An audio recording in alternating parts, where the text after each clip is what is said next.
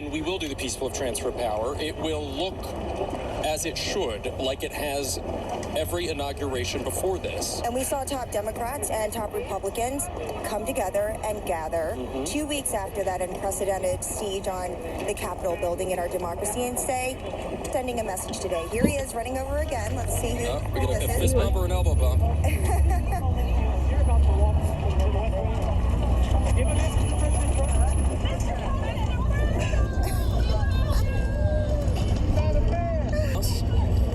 You can see that new fence that's gone up over the last year if you have not been down. Brisk walk. Sharon, Berger, they're right in front of you. From the band that is inside right now as they're entering the driveway. But quite an amazing moment for Joe Biden and Jill Biden to be walking in the middle of the street with their family. And he obviously knows well. I think he probably did for 8 years before. Also, the first lady, who you imagine his phone is going to be ringing off the hook. Already Somebody makes and this purple, or the green looks, the color blue, was chosen by Trump's dissected, as the day goes on. And she never really has, but more purple. This is a color that has traditionally been used as a symbol of bipartisanship. It makes a Republican red and Democratic blue.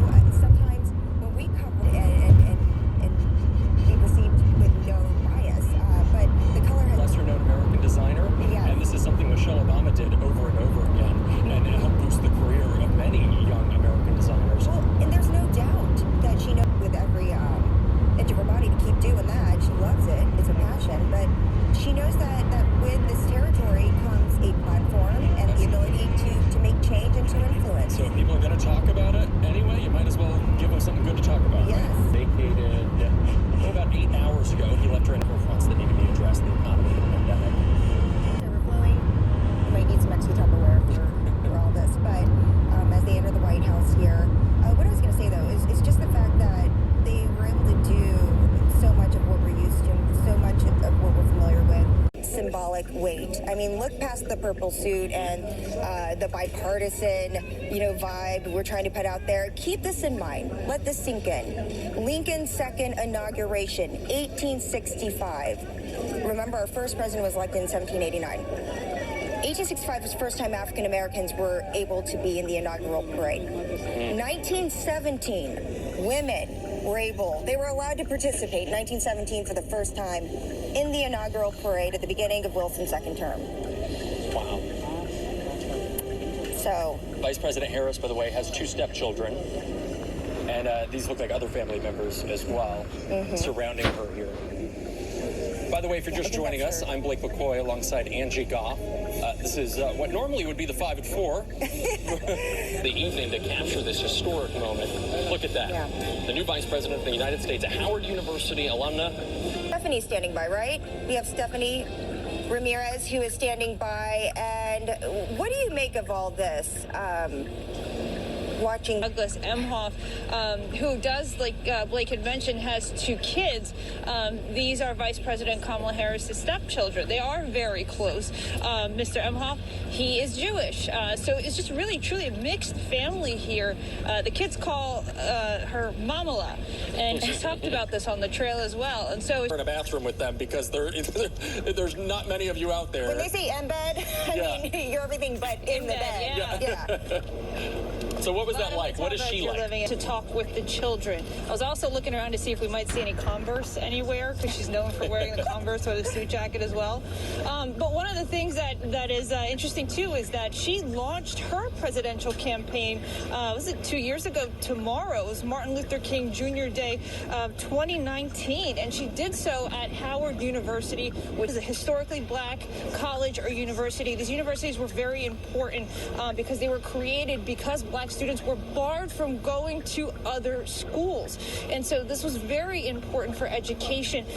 In one of the campaign and supporting her, whether it was, for her presidential campaign or with her work with now President Joe Biden. One of the things that I remember covering was the 3rd presidential debate. This was in Houston and an HBCU there. She had taken out just talking about her experience relating and and she referred to her HU experience as one of the things that had a profound impact on her life. And this was, just right behind her mother and her family, because she was very close with her mother, who passed as well. And she wrote, one of the things she wrote was that when she went to the HBU, that she noted that everyone looked like her. Career in rooms where not everyone looks like her. She might be the only one in her. HBCUs are so great because a lot of people. So many kids who go to HBCU, Stephanie, are told, no, you can't do that. You'll never make that.